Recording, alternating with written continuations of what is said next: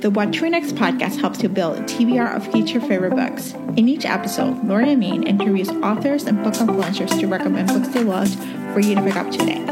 If you're an avid reader, always looking for your next great read, then this show's for you.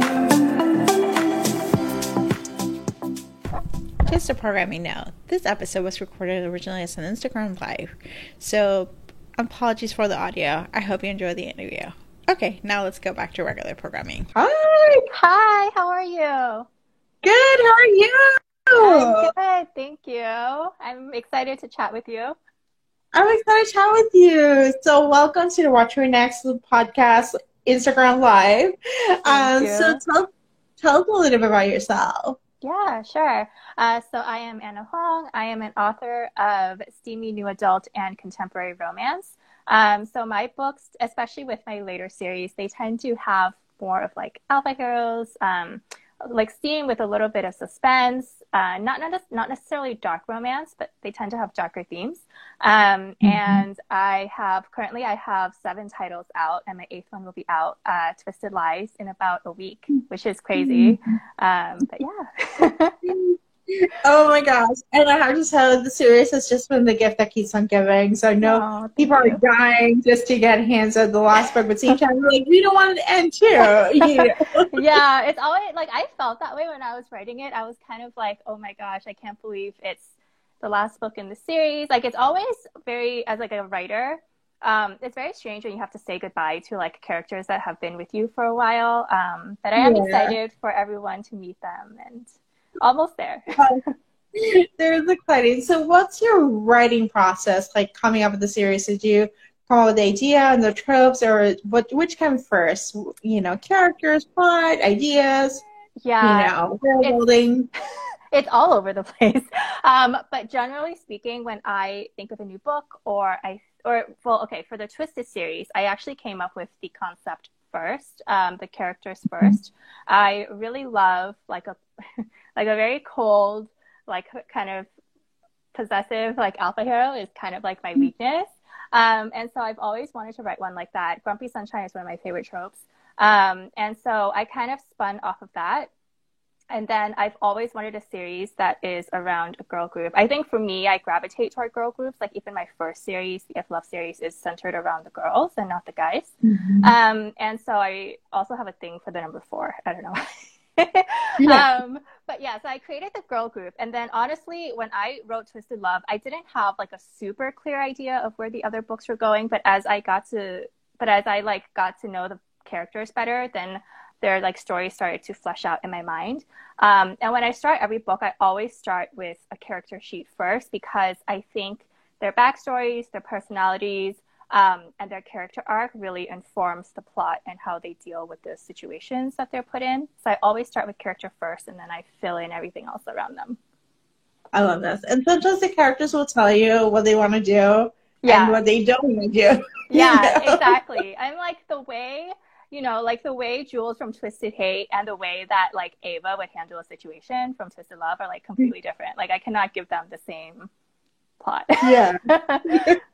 Yeah, and I think that makes it more unique. It's like you're allowing the characters to tell you, to inform the process, and it creates a unique story for each one of them. So getting to know the character, and assume that it's like the first round of edits is like just getting to know the character, and then like second round, like, now that I know you, let me fill in the blanks of so action that may have it. Yeah, no, that's so true, and it's usually why my first draft is like a complete mess.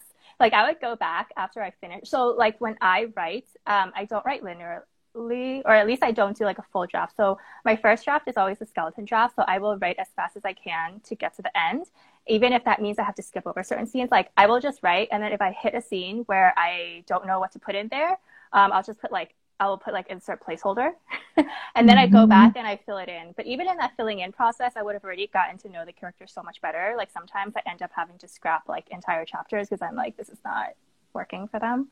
So the editing process is always intense. Yeah. Oh my gosh, I love this. And so talk to us about the Twisted series. Like, why should readers, whoever has been hidden in the hard rock, may not be able to pick it up, like may not know about the series. Tell us all about the overarching arc. Is it girlfriend groups there's different tropes that are related. So we got Grumpy Sunshine, Brother's Best Friend, the first book. The second book is Forbidden Romance, Royal Bodyguard. Yeah. Book 3, which were based on book 1, we knew book 3 needed to happen. Yeah. And like an enemies with benefits thing. Yeah. Yeah, it's, it's a series of interconnected standalones. So technically they can each be read as a complete story. But if you read the series, you know that in each book there are sort of like spoilers and Easter eggs for both like previous and later books. And so basically they're all just kind of about people falling in love with sometimes the most unexpected people, or people they didn't necessarily want to fall in love with. But I always try to give them as much of like the real emotions that I think that people can relate to. Like I think Bridget's theme of loneliness, or like Jules's thoughts of, not necessarily being good enough, and the way that they deal with their trauma and their past to find happiness with each other, I think in the end is always something that I have wanted to kind of portray in my stories. I love this. And the books are coming in audio. So we got Twisted. Yes. Twisted audio. Twisted Games is coming. Twisted Games audio is coming June 28th. So it's coming 2 days before the Twisted Lies release. There's a lot happening in June. This is so exciting. Yeah, I feel like, it's like expanding, being brought in, more people can actually read this book. Yes, yes, I know. There's a huge audiobook audience, and I personally don't listen to a lot of audiobooks, although I should. But I know like some people love audio. It's just very convenient for them, and like some people don't read ebooks or paperbacks at all. Like they just listen to the audiobook. Yeah, and it's wide. It's actually open wide, so because you can get on Libro time, which is really exciting for those who don't want to do Audible. They're like, it's actually, you can request it from a library. Yes, and it is available in libraries too, which is very exciting. Because a lot of my book, like in the outside of the British Commonwealth, my books are all in KU. So it's exciting that people that are outside of it can get to know the story. Yeah.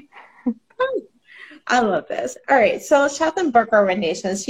What kind of books do you end up gravitating for reading wise? Pretty much similar to what I write. Although I will say it depends on my mood. I'm a mood reader. So generally speaking, like right now, for example, I do tend to gravitate toward more like the darker themed romances. I have been struggling a bit with contemporaries recently. I don't know why. Although I'm sure I'll get back into a contemporary mood. And then sometimes I also have like started getting into thrillers and fantasy. One of my favorite series is an urban fantasy like series, which is Alana Andrews' Hidden Legacy series. Yeah, so good. Yeah, it's that so good. So good. And Ruby Fever is coming out later this year, which I'm so excited because I feel like I've been waiting a very long time for that book because she's trad pub. But yes, so I honestly I read across all the genres, but right now I do tend to gravitate more toward like the darker romances, psychological thriller, and the fantasy right now.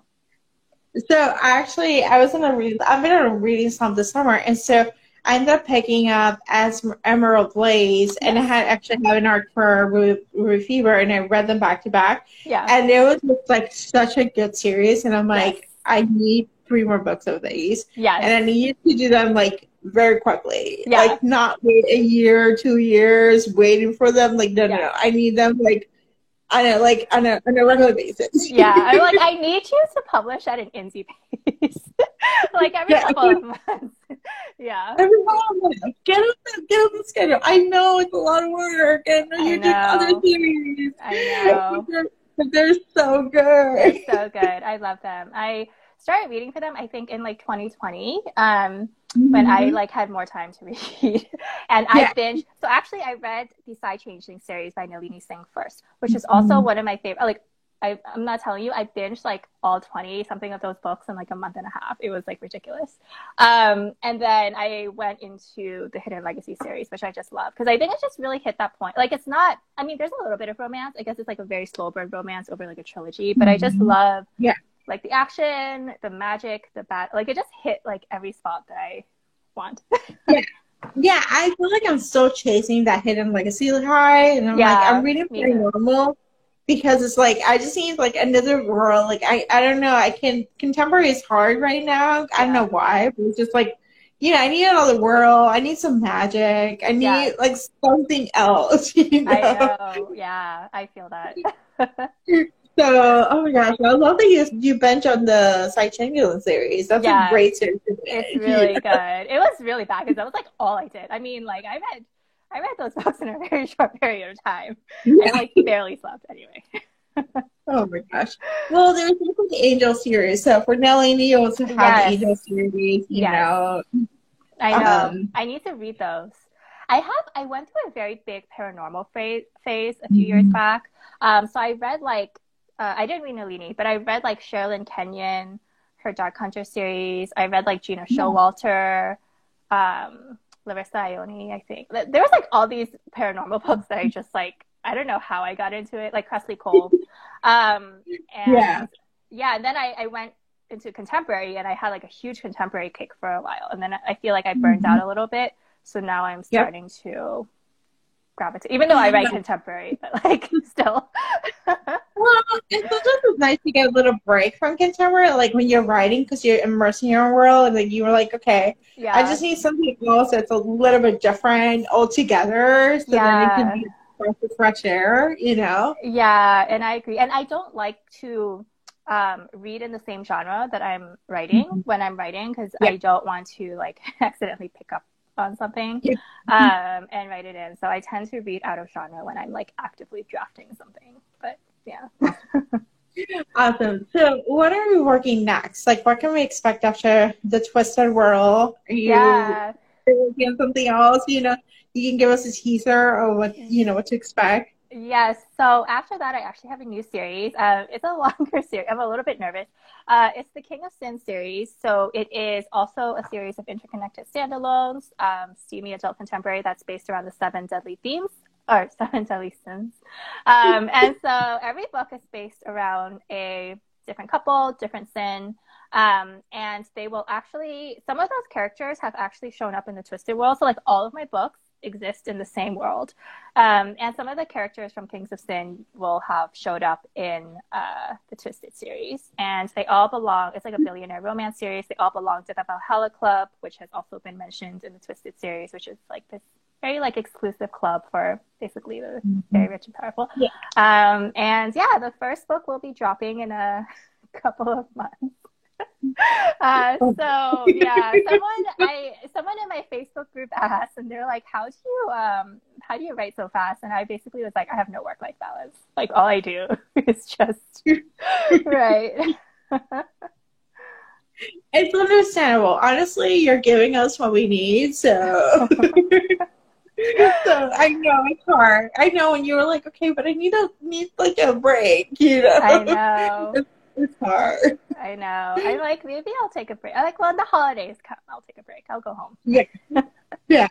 Yeah. So, oh, well, congratulations on your success. Thank Congratulations you. on the audiobook deal and like the books and all the different things. And I'm excited for what to come because this is very exciting and I love that it's all set in the same world. So tell us where you can find you online, your website, your social media, and whatnot. Yeah, you can find my website is www.annahuang.com. So you can see all of like my links to my books there. My social, I'm author Anna Huang across basically all my social media, Instagram, TikTok, Facebook. And then if you want to join my private reader group on Facebook, it's called Anna's Twisted Squad.